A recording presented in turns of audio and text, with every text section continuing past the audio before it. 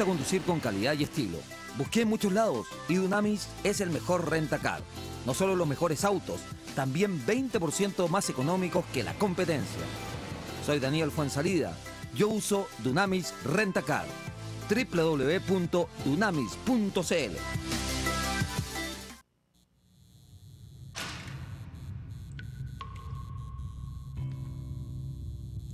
En los momentos más difíciles, cuando vemos todo negro y perdemos las esperanzas, se abre una línea directa.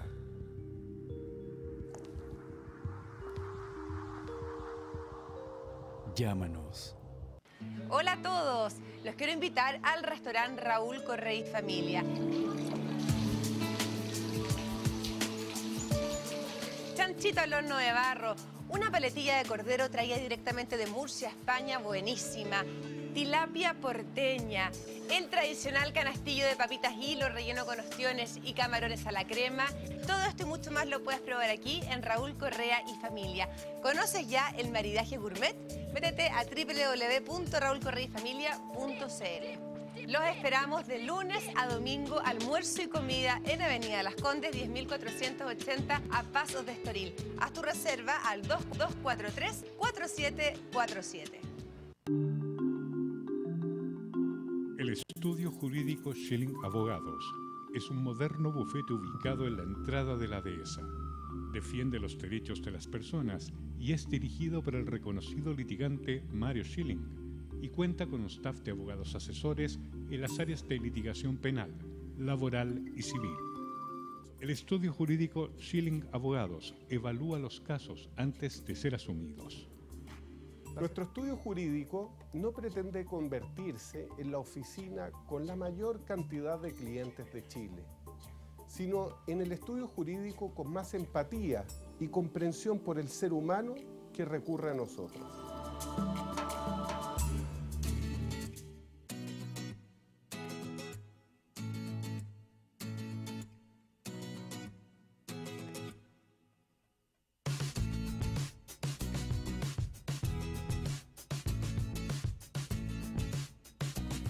¿Cómo está, señora, señor? Hoy es el día que vamos a hablar temas del cuerpo y el alma.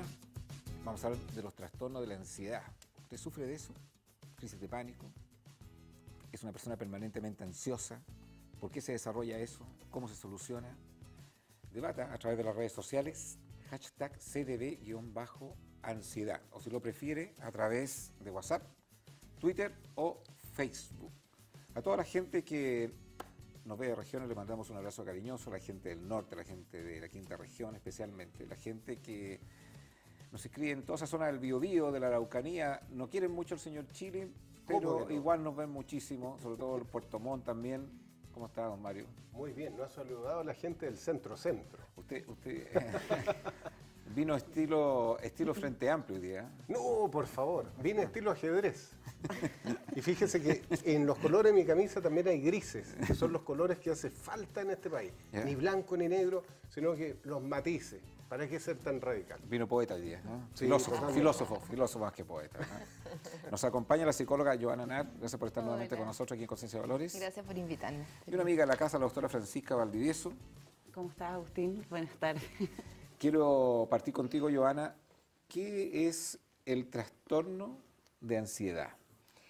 Lo que sufre el señor Schilling permanentemente en este programa. Sobre todo cuando viene un señor invitado, a un amigo de la casa, aquí un empresario, Roberto Balom. Ahí ya se le desata el trastorno de ansiedad al señor Schilling.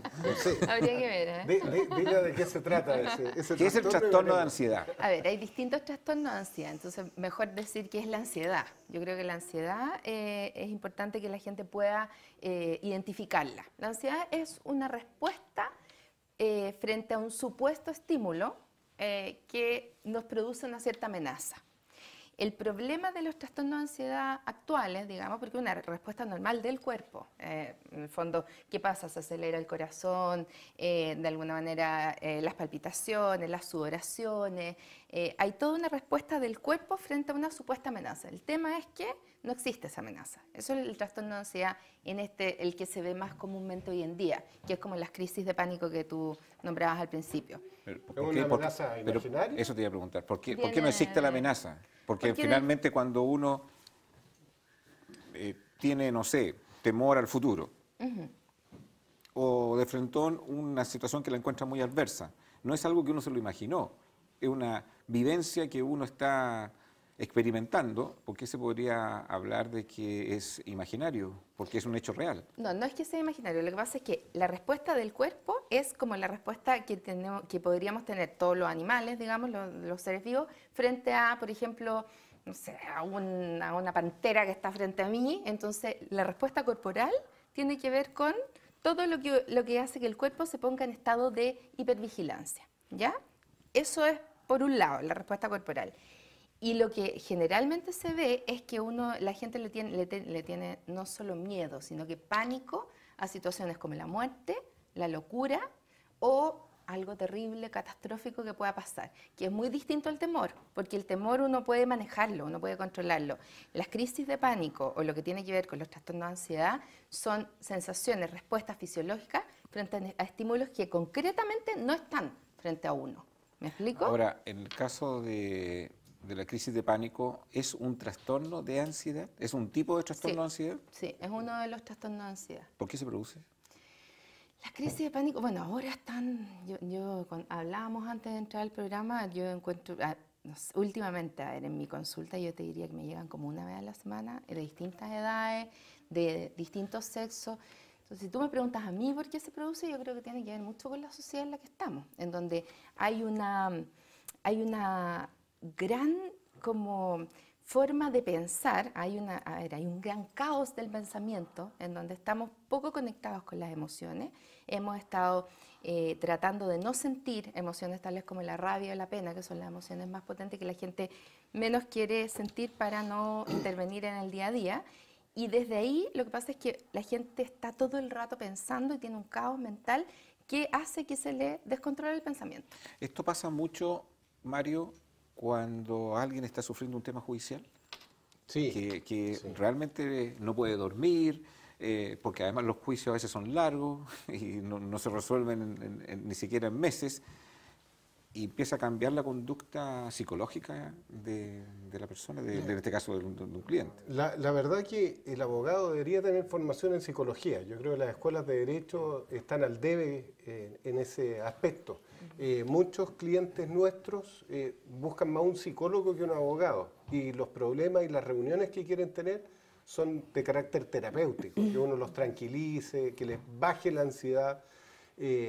Y eso no depende de nosotros muchas veces, porque primero no tenemos la herramienta y segundo, el proceso en sí provoca mucha ansiedad.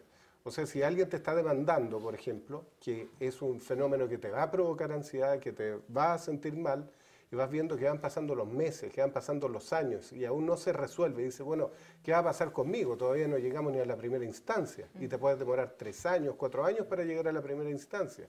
Después falta los alegatos de la Corte, después viene un eventual recurso de casación, después el cumplimiento incidental del fallo, es decir, puede estar 7 años perfectamente envuelto en un sistema de ansiedad. ¿Para qué decirte el sistema procesal penal, donde hay oralidad, donde hay inmediatez, donde existe la posibilidad que haya público para ver la situación en la que tú te ves envuelto como imputado? Por ejemplo, muchos imputados dicen, por favor, pida que no esté presente la prensa, que no se me estigmatice, en fin, tantas cosas que pueden pasar con eso. ¿Para qué decirte las víctimas? También las víctimas pasan por un proceso tremendamente ansioso.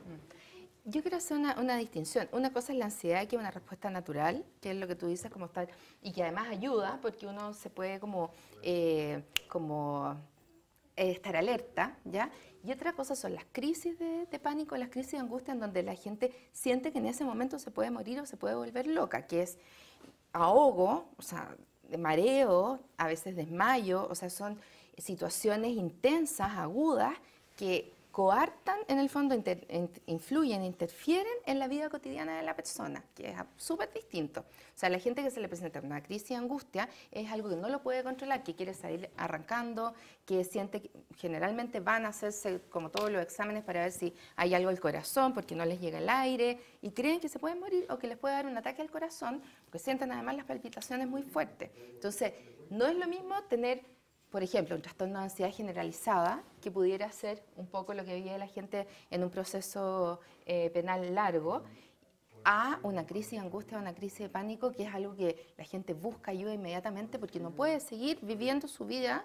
Hay gente que no quiere salir de la casa porque tiene miedo a que le venga la crisis de pánico de nuevo. Entonces empieza a ser como una bolita de nieve, que al final el miedo a la muerte o el miedo a lo que venga no es tanto como el miedo a que le venga una crisis nuevamente. Y ese miedo hace que le vengan las crisis más seguidas. Entonces, al final, es un círculo vicioso. Francisca, esto se da en la especialidad que tú ejerces cuando, te coloco 3 situaciones, cuando hay embarazos de preadolescente, cuando hay embarazos inviables, cuando hay situación, además, de postraumática en ciertos tipos de embarazos. Sí, claro que se da. Se da, de hecho, en pacientes embarazadas, con embarazos fisiológicos y sanos y normales, sobre todo cuando es la primera guagua. Se da también en pacientes que, por ejemplo, vengan con una mala historia obstétrica y han tenido estrés postraumático de algún tipo, o algún hijo muerto en el parto o asfixiado, y no quieren volver a pasar por algo así, o que se les complicó el parto anterior, entonces se van acercando a la fecha probable de parto y se van poniendo cada vez más ansiosos. Y en estas situaciones que tú nombras, sí, se da con mayor frecuencia, y no solamente la paciente, sino que lo que rodea a la paciente. O sea, muchas veces el marido o la pareja de la paciente no es capaz tampoco de contener esta ansiedad porque está igual o más ansioso que ella misma, o la mamá del adolescente, lo mismo, puede estar incluso más ansiosa que la propia adolescente. Se maneja, es bastante frecuente el manejo, y como decía, estaba pensando en lo que decía Mario, que los abogados no tienen herramientas para eso. Yo creo que los ginecólogos, quizás como formación ginecológica misma, tampoco quizás se nos da una formación, digamos, como psicoterapeuta o manejo de una crisis de ansiedad propiamente tal, porque nosotros trabajamos muchas veces con equipos multidisciplinarios, entonces fácilmente derivamos a la paciente o a un psiquiatra o a un psicólogo. Pero como ginecólogo, inicialmente hay que hacer, en primera instancia, digamos, el primer approach con la paciente ansiosa. La paciente ansiosa puede ser una paciente que no necesariamente esté embarazada también. Puede ser una paciente ginecológica que tenga un trastorno de ansiedad, por ejemplo, por alguna mala experiencia sexual, o violaciones serían los casos más extremos. Y dentro de los casos que tú mencionas, Agustín, por supuesto que cuando viene un hijo enfermo genera mucha ansiedad, pero parte del manejo de la ansiedad es contarle a la paciente o explicarle y abrirlo y ponerlo en hechos reales qué implicancias tiene y cómo debiera progresar esto, porque la gente se pone ansiosa a lo desconocido muchas veces. O sea, si yo desconozco el resultado, por ejemplo, lo que explicaba Mario del resultado del juicio, yo lo desconozco, entonces estoy ansioso, no sé si voy a terminar aquí o voy a terminar acá.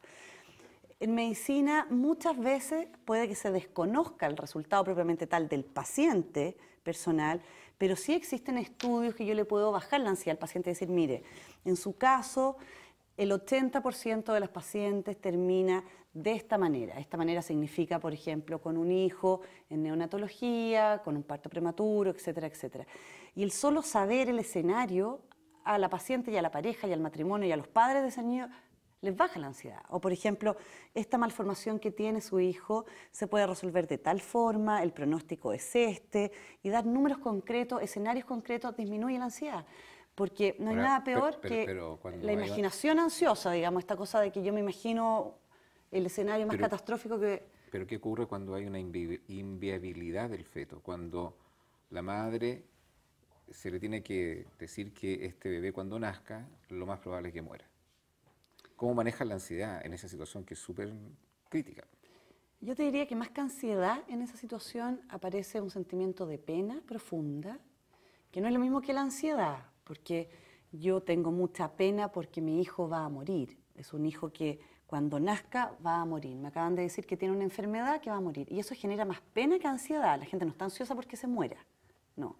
Sí genera ansiedad. Perdón, yo te lo coloco el tema de la ansiedad porque también tiene que ver con el factor tiempo que decía Mario, donde uno busca que esto se acabe, que haya una solución definitiva, para bien o para mal, pero cuando hay un embarazo en que ya te dicen al segundo mes o tercer mes y que tienes que esperar 6 meses más, o sea, produce una situación Sí, por supuesto que sí, por supuesto que sí. Va a depender caso a caso, porque depende de la enfermedad que tenga ese niño, el pronóstico y cómo se va a manejar después. Porque yo puedo decirle a una paciente que tiene una enfermedad X con tal pronóstico donde vamos a interrumpir su embarazo, por ejemplo, a las 36 semanas. O le puedo decir, la verdad es que en este otro niño no vamos a interrumpir hasta que lleguemos a las 40 semanas. O vamos a ir viendo paso a paso. Y la ansiedad ahí principalmente se maneja con mucha contención. El médico tiene que estar al lado de la paciente, tiene que acompañarla con un equipo multidisciplinario, ojalá con un psicólogo, con un psiquiatra. Si requiere de fármaco, se toma fármaco. Y no solamente en niños inviables, yo tengo muchos pacientes con niños completamente viables y sanos, pero que requieren fármaco en el embarazo, por ansiedad o por depresión, y tienen que tomarlo, de todas maneras tienen que tomarlo. Joana, ¿cuándo o qué probabilidad hay que una crisis de ansiedad o una crisis de pánico exista, por muy menor que sea, una probabilidad que se piense en el suicidio? A ver, según mi experiencia, yo creo que la gente que está con crisis de pánico o crisis de angustia generalmente está en un, como te decía recién, en un círculo vicioso, donde si tú me dices como probabilidad, yo creo que es un gran porcentaje que piensa en el suicidio, pero no porque se les ha desatado la crisis de pánico, sino porque son estructuras previas. Porque no podemos decir que la crisis le va a llegar a, como decían acá, cualquier persona que le pasen ciertas cosas. Hay una estructura previa que habla de personas que tienden generalmente a controlar las situaciones, tienden a controlar las emociones, tienden, también a negarlas mucho y además a tener pensamientos muy negativos, en donde la visión del futuro es negativa. Entonces, si tú me preguntas eso, yo te diría que previamente sí el porcentaje debe ser por lo menos, lo que yo creo debe ser por lo menos la mitad, que sí ha tenido por lo menos ideación suicida. Es altísimo. Yo creo que sí, pensando como en la gente que yo he visto y en la historia que se ha dado. Pero en el minuto en que aparecen las crisis de pánico, el mayor miedo es a la muerte. Entonces, en ese minuto, el mayor miedo es al descontrol absoluto. O sea, la sensación de desagrado es porque la persona, por primera vez, muchas veces, no tiene ni un control sobre sí misma. Entonces, ese es el tema, que no sabe en qué minuto va a aparecer la crisis, que no pueden ir al metro porque se pueden sentir ahogados y le va a venir una crisis, que no pueden a veces andar solos, que no pueden estar en espacios donde hay mucha gente, que pueden estar en el trabajo y le viene una crisis. Entonces, en el fondo, empieza a interferir en lo cotidiano, pero demasiado fuertemente y agudamente. ¿Y cómo se controla? O sea, porque esto entiendo que es un descontrol que tú no eres capaz de administrar, que no eres capaz de manejar. O sea, pero sensación de muerte inminente, eso es la crisis de pánico. Ahora, yo lo diferenciaría de una crisis de angustia, por ejemplo. Porque la ansiedad y la angustia pueden ir de la mano, pero también pueden ir separados. O sea, yo puedo estar muy angustiada por algo y estar además ansiosa, pero no siempre que estoy ansiosa estoy necesariamente angustiada. Te toca un caso, Mario, el caso que tú viviste, que fue mediático, el caso Hijitus. Eso fue un caso que ya no solamente te empezó a afectar a ti personalmente, sino que empezó a afectar a los que son tu propia familia. Y en algún momento tú pensaste si valía la pena o no valía la pena. No sé si lo pensaste, pero creo que alguna vez lo conversamos, si trabajar o no trabajar en Chile incluso, a raíz de una situación que no la esperabas. Y hay personas que logran zafar de eso, tú lo pudiste zafar, y hay otras personas que eso los termina absolutamente derrumbando. O sea, ¿qué fue estos elementos de angustia? No sé si los sentiste, no sé si sentiste temas de ansiedad, temas de temores, no sé si tú viviste esas sensaciones. ¿Y cómo fue esa vivencia? Bueno, posterior a ese hecho, donde el imputado fue condenado por 2 juezas, mientras que el voto minoritario sí estuvo por condenarlo.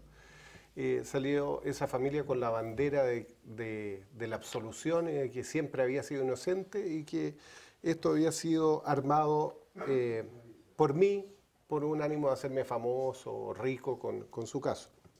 Entonces ahí empezó toda una campaña de degradación por las redes sociales,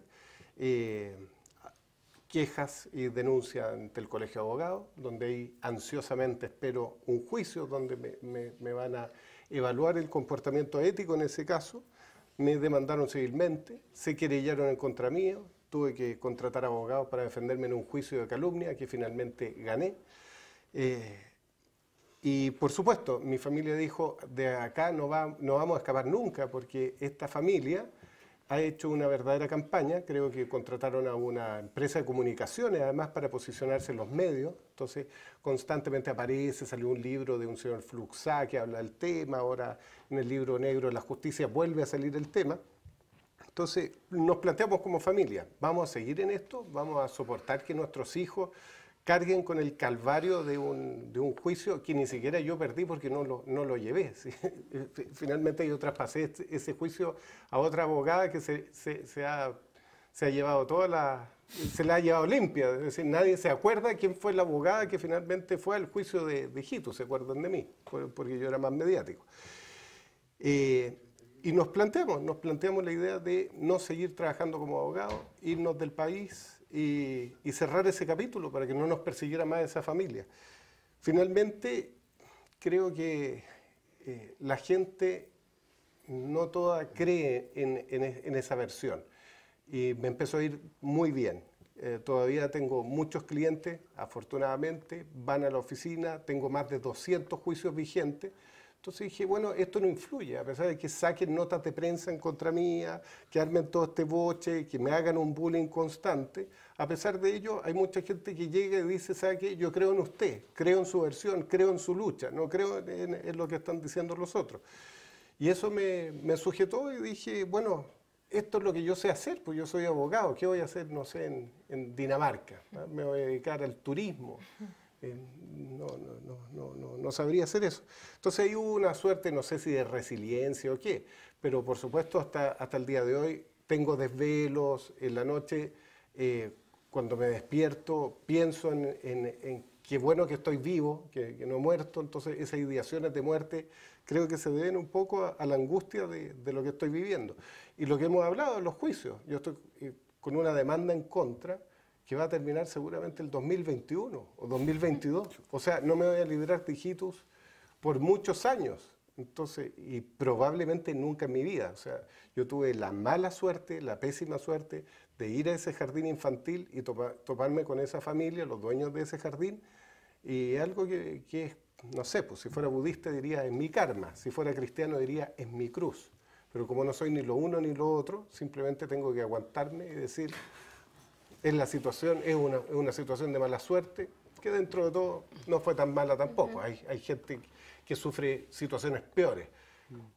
Por ejemplo, lo que hablaba recién Francisca. Tengo un cliente que tuvo una hija con síndrome de Turner, tuvo que perder esa guagüita y pasó por todo un drama que, bueno, ahora yo estoy viendo a nivel judicial.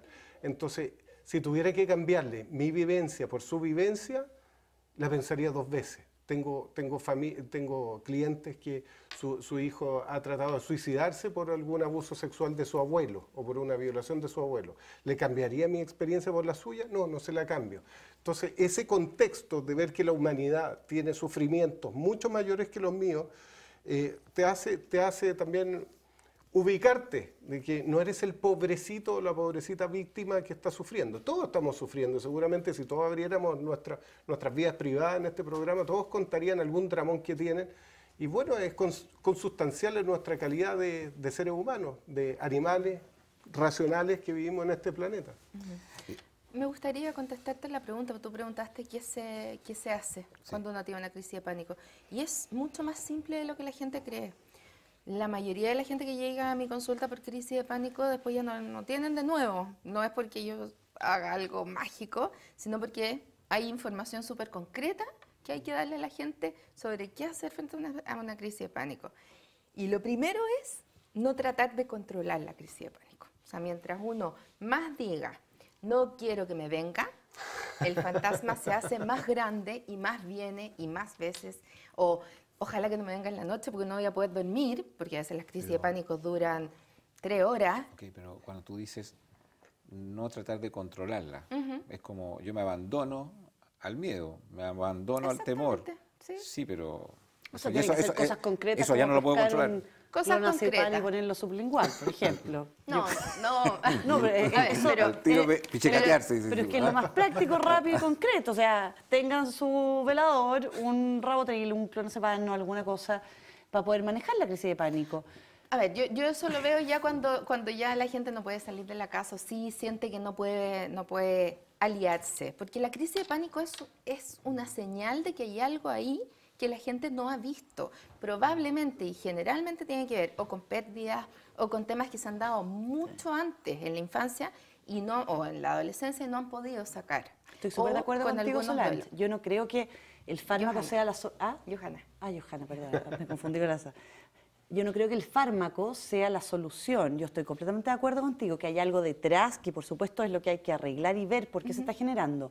Pero en el momento puntual es bastante útil. Es que quiero dar ciertos tips que son importantes, porque las crisis son súper intensas, pero eso no quiere decir que la respuesta necesariamente tenga que ser un medicamento. Yo trabajo con una psiquiatra y cuando veo que a la persona sí le está influyendo en su vida y que no puede hacer su vida cotidiana, hay que darle el medicamento, de todas maneras.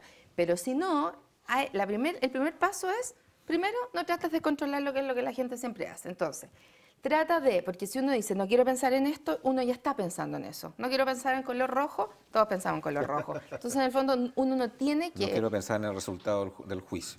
Por ejemplo, uno piensa en eso. Entonces, en el fondo, el tema es tratar de guiar la atención a otra cosa, que ojalá fuera a través de las sensaciones. Buscar música, buscar a veces olores. Yo he tenido algunas pacientes que, por ejemplo, tienen bebés y el olor a la guagua, a la colonia de la guagua, tener un tuto y olerlo, tratar de saber lo que va a venir. O sea, ya la gente ya sabe lo que viene.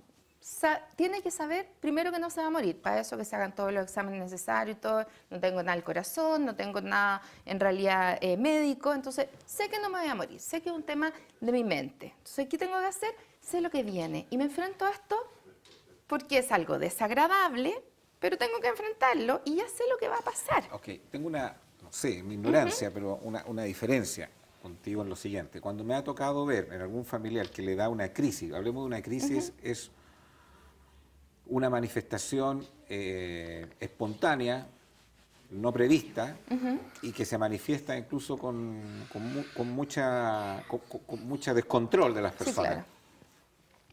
Uno no dice, no piensa a racionalizar todo lo que tú me dices. O sea, no alcanzo yo a pensar y decir, bueno, voy a abandonar en la crisis. Es más, todo lo que están alrededor, lo único que quiere es que se la quieren llevar a la clínica, digamos, para que le coloquen un medicamento. Pero esa fue la primera vez, cuando la persona ya sabe, llega a la consulta y uno le dice, tienes una crisis de pánico, porque antes de que me diga, yo le digo, tienes palpitaciones, sudoraciones, piensas que te vas a ahogar, piensas que te vas a... etcétera, sí. ¿Te hiciste todos los exámenes? Sí. ¿No tienes nada al corazón? No, ya.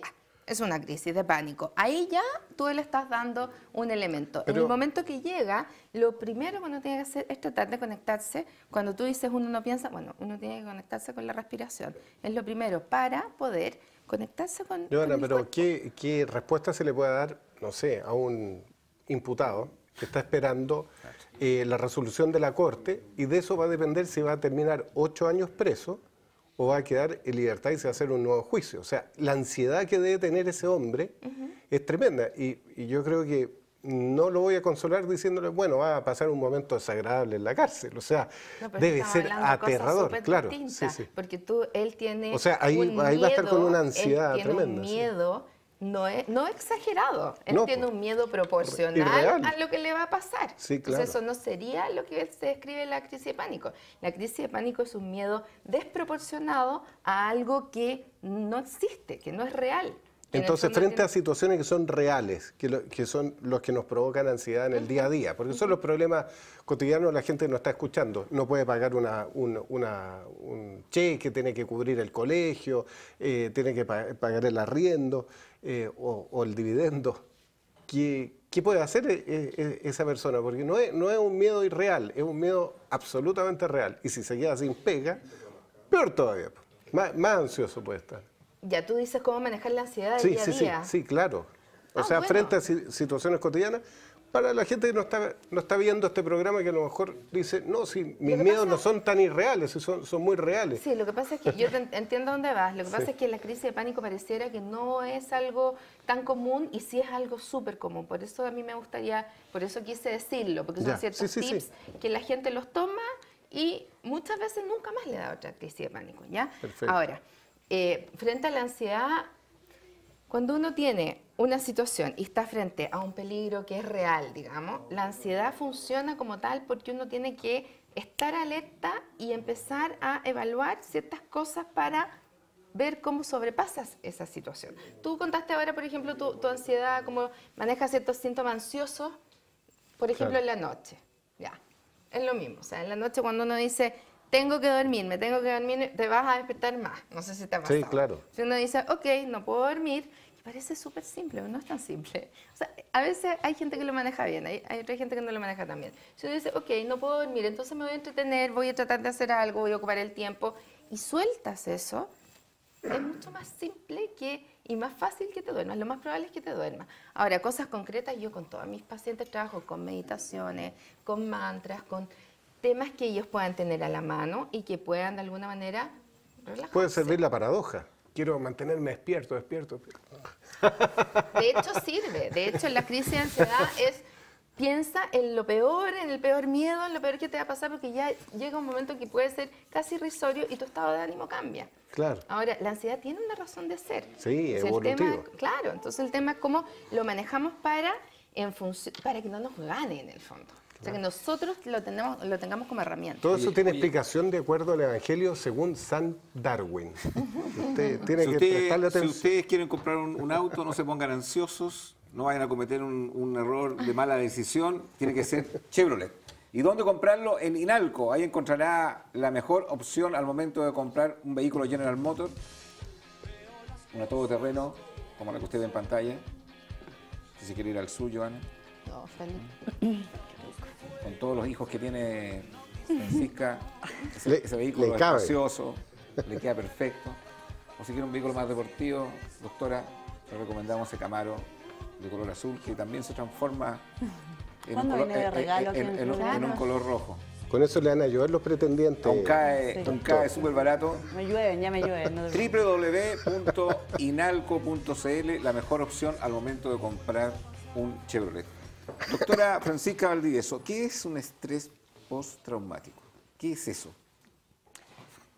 Es un nombre que usamos en medicina, que se usa en psiquiatría y psicología. Yo no soy psiquiatra ni psicóloga, así que, Joana, tú me corriges si es que no es así.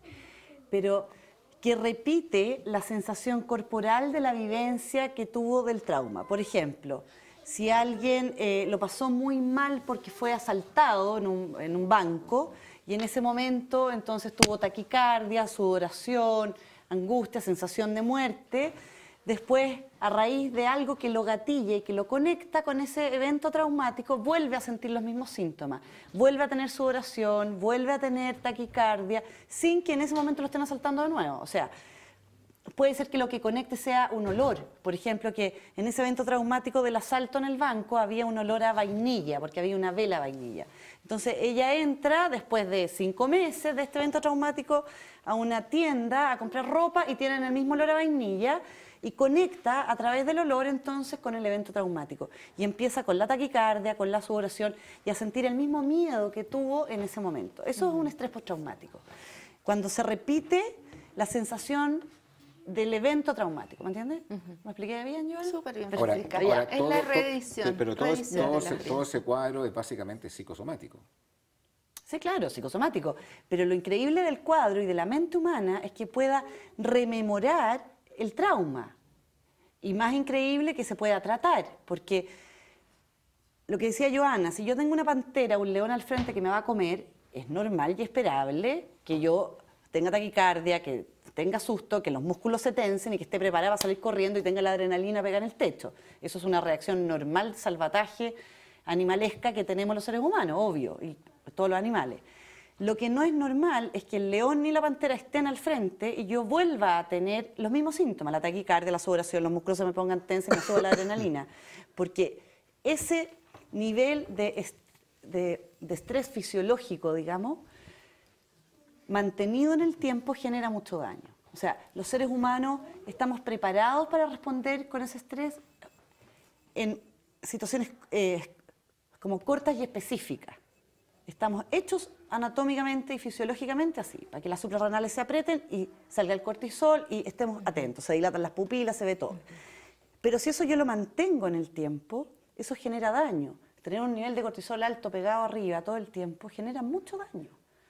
Y de hecho hay quienes postulan, yo no me dedico a esto por favor, así que puedo estar equivocada, estoy repitiendo cosas que escucho de amigas mías que son dedicadas al tema, pero que estos niveles altos de estrés, de cortisol, podrían eventualmente, por ejemplo, generar una situación en la cual las células de defensa del cuerpo estén más bajas, por ejemplo los natural killers, y eso hace, por ejemplo, estas son teorías relacionadas unas con otras, de que estas células que son las encargadas de ir a comerse las células viejas, como ya no hay, entonces estas células viejas nadie se las come y empiezan estas células con problemas que normalmente son comidas por estas otras, como ya no están, a generar tumores, cánceres, etc. Entonces, el tema es que el nivel alto y mantenido de cortisol y de estrés no es sano para el cuerpo. Y no es sano mentalmente tampoco.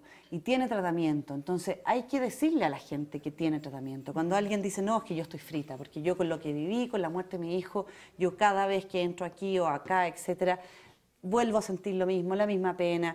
O las mujeres con aborto, por ejemplo. El aborto provocaba un evento muy traumático y el estrés postraumático está más que descrito. Pero eso tiene tratamiento y hay que tratarlo con psicoterapia principalmente. ¿Esto se da más en los hombres o en las mujeres? Hay una estadística El estrés postraumático no lo sé. Yo como veo puras mujeres siempre estoy sesgada, porque veo mi mundo, son puras mujeres. Las crisis de pánico yo sé que se dan naturalmente en ambos. O sea, que es transversalmente edad y sexo, que es una de las pocas enfermedades o trastornos mentales que no hay diferencia entre sexo ni edad. Ahora, el estrés... ¿Se da en jóvenes? Sí, ¿O es poco común que se den en jóvenes? A mí me han llegado últimamente chicos desde 10, 12, 16, 17... ¿Estamos hablando del estrés postraumático? Sí, sí. Depende. Alguien que no ha tenido nunca un trauma, por supuesto que no ha tenido un estrés postraumático. Pero todos hemos tenido traumas, más, menos grandes, unos que otros. Pero yo no sé dónde está el mecanismo, porque lo desconozco, de qué cosa genera que se provoque el estrés postraumático y qué cosa genera que, aunque hayas tenido un trauma, lo logres como borrar y no volver a tener el evento de nuevo. No sé si la intensidad del trauma... ¿Podríamos definir qué es un trauma, Joana? O sea, un trauma puede ser cualquier cosa porque depende de la persona. Volvemos de nuevo a la subjetividad, porque en el fondo puede ser que en algún minuto tú viste... No sé, yo una vez tuve una paciente que había visto a alguien en la playa como ahogada y pensó que era la mamá porque vio las piernas, la gente alrededor, vio el traje de baño y mientras se iba acercando, ella pensaba que era la mamá, después vio y no era la mamá. A la mayoría no, eso pasa y nunca más nos acordamos quizás, pero a ella se le generó un estrés postraumático en donde después no podían acercarse a la playa. En términos generales, ¿se podría definir como una reacción exagerada frente a un problema?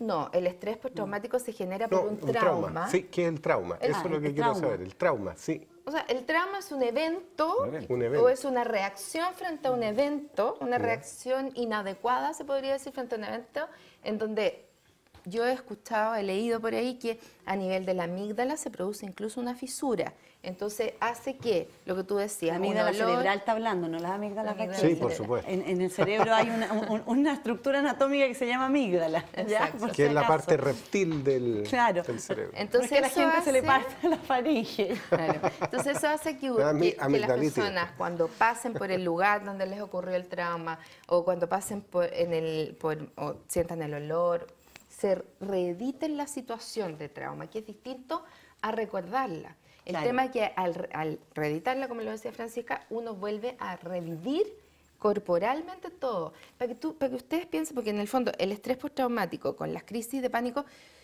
no es lo mismo, pero son trastornos de ansiedad. Entonces hay que diferenciar. El estrés postraumático sucede algo concretamente. Por ejemplo, yo te podría decir que el 99% de las violaciones o de los abusos sexuales hay estrés postraumático, que puede ser crónico incluso. O sea, tú puedes mantener un estrés postraumático en el tiempo, en donde yo he visto niños que están años con estrés postraumático. O pueden ser estrés agudo, en donde se producen crisis de pánicos constantes dentro del estrés, ¿ya? Entonces, es una situación, podría ser ajena, pero como yo la miro, me produce a mí un daño a nivel de la amígdala que hace que cualquier elemento externo que se vincule con tal situación me haga revivir nuevamente la situación. Porque hay personas que frente a un mismo evento y varios eventos que pueden ser muy parecidos, tienen una resiliencia que no les pasa nada, absolutamente nada. Algo les pasa. O sea, que no tengan el estrés postraumático o otra cosa, pero algo les pasa. No, pero hablemos de este trastorno de la ansiedad, Ya. hablemos de crisis de pánico, más que el estrés postraumático. Frente a un mismo evento, un juicio, una pérdida, un familiar, un evento que hay personas que gatillan un trastorno de ansiedad y gatillan incluso otros cuadros psicológicos más, como puede ser una crisis de pánico, lo superan súper bien, o sea, no les generan nada, tienen una buena capacidad de resiliencia y otros les pasa todo lo contrario. Hay tipos de personalidad que permiten que efectivamente eso no se dé y hay otros tipos de personalidad en los cuales ustedes pueden decir, lo más probable es que te pueda venir esto, a lo mejor no te viene, pero te puede venir esto. Sí, claro. Pero Uno eso ¿cuáles, no por se da ejemplo? cuenta, la gente Pero que... ojo, perdona, que eso puede ser positivo o negativo, porque estamos viendo como positivo que no les genere nada, pero puede ser completamente negativo porque tiene un rasgo psicopático completamente disociado y que es capaz de asesinar a pedazos a alguien y no le genera nada. O sea, Claro. no todo lo que no genera es sano, ¿me entiendes? Porque muy importante recalcar eso, no porque yo viví un Sí. estrés postraumático. No, pero es que tú colocaste una situación extrema. No, pero pero es que- estoy hablando cuando es algo que me afecta, Es que que en una teoría razón puede ser debe esa, afectarme. pero es que una razón puede ser esa. ¿Por qué crees tú que existen los psicópatas? Por eso. Porque aunque tú los castigues, no hay respuesta, ¿me entiendes? Cuando la gente está disociada emocionalmente, hay personas que simplemente no están captando lo que están viviendo de la misma manera que me parece a mí que es más sano. O sea, muy frecuente, Joana, probablemente tú lo has visto, cuando muere un familiar cercano, tú vas a un funeral y ves aquellos que están conectados con lo que está pasando y aquellos que están disociados con lo que está pasando y que quizás se van a conectar 8 meses después, por ejemplo, con la pena, con lo que ocurre. Entonces, no siempre el no tener el evento traumático o no vivirlo como trauma es necesariamente mejor o más sano. Eso es todo lo que quiero decir. Obviamente hay algunas personas que yo creo que tienen más herramientas para ser más resilientes o que tienen la capacidad de aguantar ciertas cosas que otras personas no tienen. No sé cómo se llama ese aguante, no sé si es resiliencia. Pero no quiero que quede la sensación de que porque uno es más fuerte es necesariamente más sano, ¿me entiendes? Ujú. Sí, estoy de acuerdo contigo absolutamente. Ahora, lo que tú preguntabas yo creo que tiene que ver con cómo prepararnos quizás para ciertos estresores que vamos a tener en la vida y que no nos den trastornos de ansiedad. Es un poco eso, creo, la pregunta. No, pero hay algunos que podría decir, mira, hay ciertos tipos de personalidad que lo más probable que sí le va a ocurrir esto. Y hay otros que no. ¿Hay un estudio de eso? Un Sí, narciso claro. probablemente que no conecta con lo que le pasa al de al lado. No le No le, pasa nada. no O le sea, los que generaría el somos estrés postraumático de la normales- señora ahogada, si no es su problema. Claro, o sea, los que somos Probablemente. normales, entre comillas, estamos más expuestos porque estamos sintiendo normales los neuróticos que nos llamamos, que somos los que estamos, en el fondo, en esta sociedad adoptando ciertas normas y ciertas reglas. Ahora, si tú me preguntas qué es lo que hace que nosotros tengamos trastornos de ansiedad, tiene que ver con que estas normas y estas reglas sociales han llegado a un nivel en donde sí generan o sí promueven la no conexión emocional. Y eso es lo que hace que en algún minuto se acumulen las emociones que llamamos negativas, como tristeza, pena, angustia, que no nos permiten estar en el día a día como quisiéramos. Entonces las vamos reprimiendo y en algún minuto en que estamos más débiles o más estresados pueden aparecer estos trastornos. Ahora, Quiero decir algo bien cortito que creo que es súper importante. el cómo pensamos o cómo nos enfrentamos a ciertas situaciones, más allá de si tenemos tal o cual tipo de personalidad, porque eso para mí es como una categoría que a mí no me gustan, yo siempre lo he dicho, las etiquetas o las cosas rígidas no me gustan mucho. Entonces, creo que todos podemos tener en algún minuto un ataque de ansiedad, de pánico, etcétera. ¿Qué tenemos que hacer? Ver la manera en que nosotros estamos incidiendo en cómo observamos ese hecho. O sea, recién Francisca hablaba del tema de la pantera, cómo nos imaginamos, no nos imaginamos. Si yo te hablo en este minuto no sé, te hablo de un plato de comida que te gusta, o te hablo de cómo uno se come un limón y cómo aprieta, masca el limón, pues, lo más probable es que vamos a empezar a salivar. ¿Qué te quiero decir con eso? Que el cuerpo y la respuesta del cuerpo no diferencia entre si es algo real o es algo imaginado o es algo recordado. ¿Cuántas veces quizás nos acordamos de algún momento especial y nos sonrojamos y tenemos sensaciones corporales como si lo estuviéramos viviendo? Entonces, hay una herramienta súper potente para la gente que nos ve, que es decir, yo soy la protagonista o el protagonista de mi vida y yo elijo cómo me enfrento a la situación de mi vida. Sin duda que vamos a tener experiencias dolorosas, eso no lo podemos evitar. Ahora, cuando no se trata de experiencias dolorosas, ¿existe la posibilidad que un trastorno de ansiedad se pueda manifestar con violencia?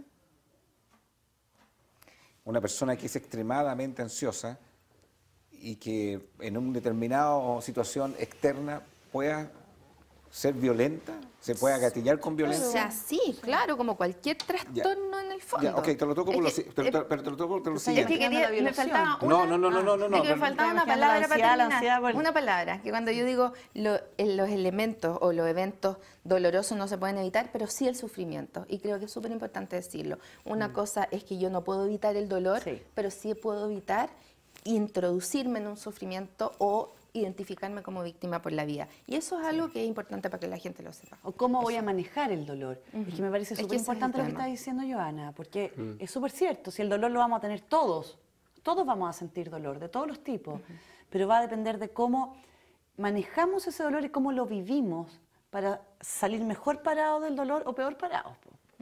En eso ayuda bastante las religiones. Ellos han hecho por lo menos contribuciones muy sólidas, particularmente el budismo, que parte de un hecho concreto. Dice, el sufrimiento existe. ¿Qué hago frente a ese sufrimiento? Y bueno, ahí está toda la larga enseñanza del budismo, de la meditación, del karma, etc.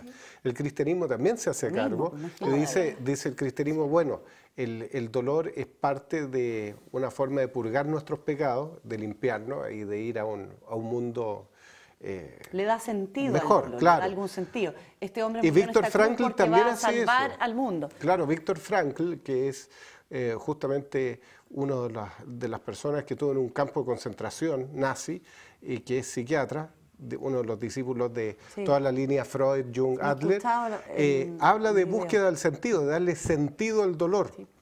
Es decir, si no crees en el cristianismo y el Magic Kingdom celestial que va a tener después, no vas a creer en la reencarnación, por último, darle un sentido a tu vida, a esta vida terrenal y qué rol tiene ese sufrimiento. Pero esa es la gran incógnita que tenemos los seres humanos, los filósofos, porque finalmente todo el reino animal sufre, más o menos, y nosotros, los seres humanos, hemos provocado millones de sufrimientos en los animales. Y entre los humanos, antes que los animales. Yo quiero volver a, bueno, es que somos animales, pero así que lo incluyo. También mucho esto tiene que ver en el tipo de sociedad donde tú te desarrollas. Porque hoy somos una sociedad donde el nivel de estrés no es menor, es mayor. Desde que se toma el transporte público, desde que tiene que cumplir metas y logros en la actividad donde se desarrolla, donde hay una crisis económica donde las personas piensan que lo van a echar mañana o lo van a echar en 30 días más, donde muchas de las personas también viven solas, viven en familias también que son no tienen la posibilidad de un acompañamiento. Y por eso te preguntaba, finalmente toda esa olla de presión, algunos el trastorno de la ansiedad lo manifiestan finalmente no con miedo, no con temores, sino con violencia. ¿Eso es así o no es así? Lo que pasa es que, a ver, es un tema de concepto. el trastorno de ansiedad es un terror irracional o la crisis de pánico es un terror irracional frente a algo inexistente. El estrés postraumático es una respuesta de estrés frente a un trauma. Si tú me dices, en esta sociedad en que el estrés es extremo, estoy de acuerdo contigo, y donde nos vemos enfrentados a pensamientos negativos y a actitudes negativas y a hostilidad de la gente constantemente, a horarios, a levantarnos temprano. O sea, es una cosa, bueno, hay un dicho ahí que dice, no es sano adaptarse a una sociedad profundamente enferma. Yo creo que es una sociedad profundamente enferma y no es sano adaptarse a ella. Entonces, pero eso buenísima frase, buenísima. Es muy buena frase, entre paréntesis. No es sano adaptarse a una sociedad insana, pero a veces no tiene una opción. Es la sociedad en la cual vives, en la cual tienes que trabajar, en la cual tienes que educar a tus hijos. Lo terrible es no adaptarse a esa sociedad, porque pasa a ser un desadaptado. O sea, por muy sana o no sana que te parezca la sociedad, si no te adaptas, simplemente eres desadaptado a la sociedad. Pero qué bueno serlo, porque Newton es el gran desadaptado. Einstein, el gran desadaptado. La ciencia ha avanzado justamente a sus expositores desadaptados dentro de la ciencia y que han hecho avances.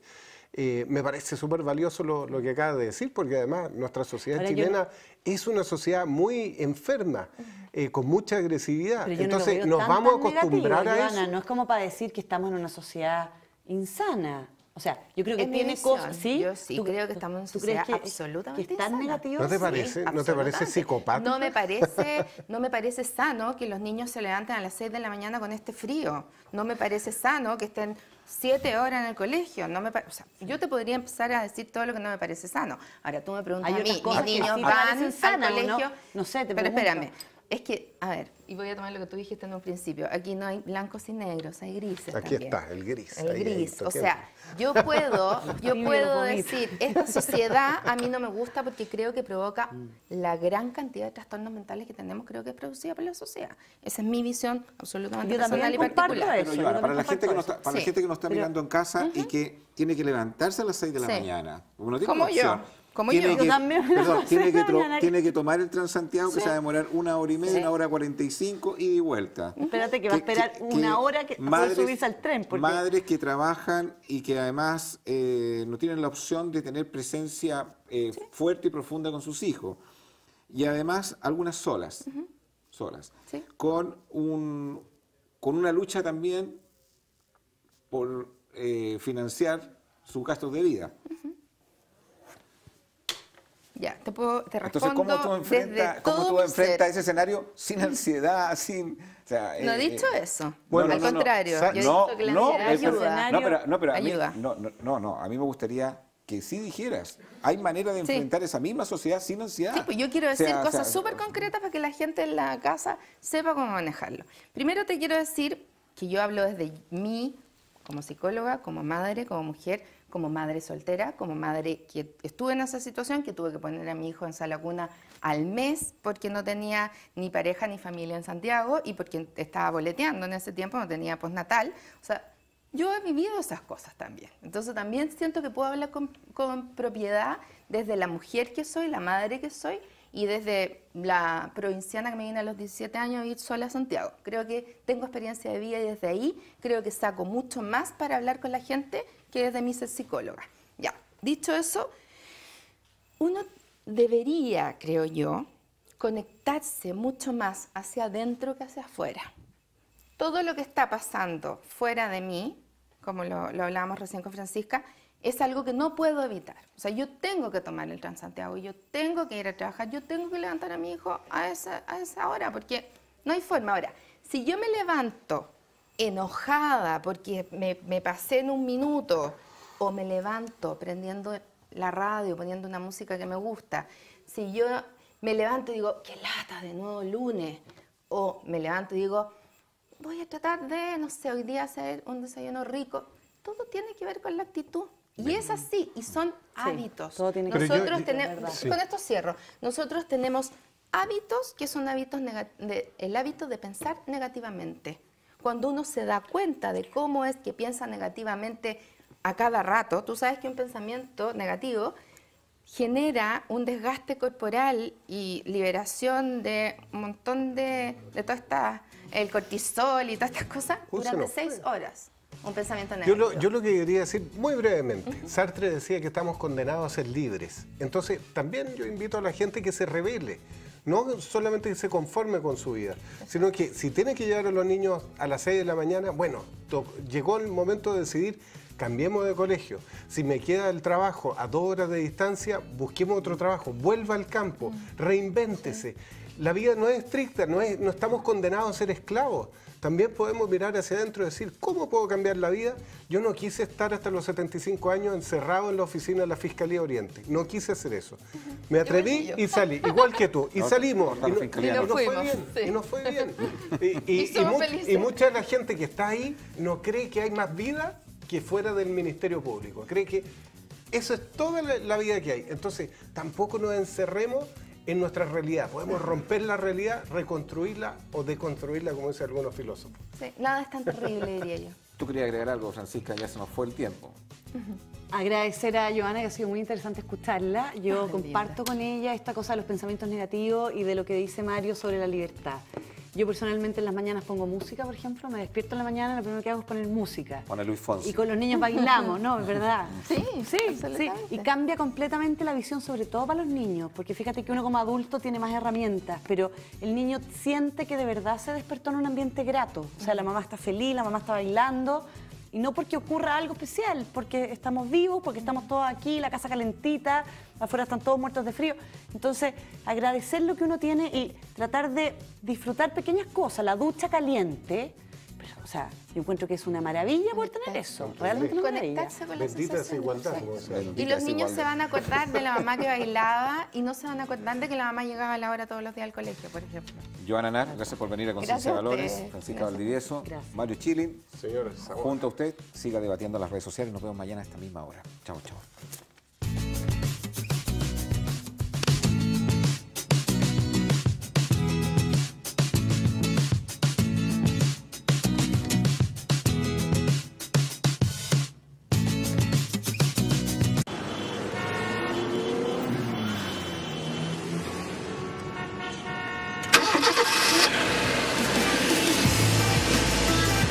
Me gusta conducir con calidad y estilo.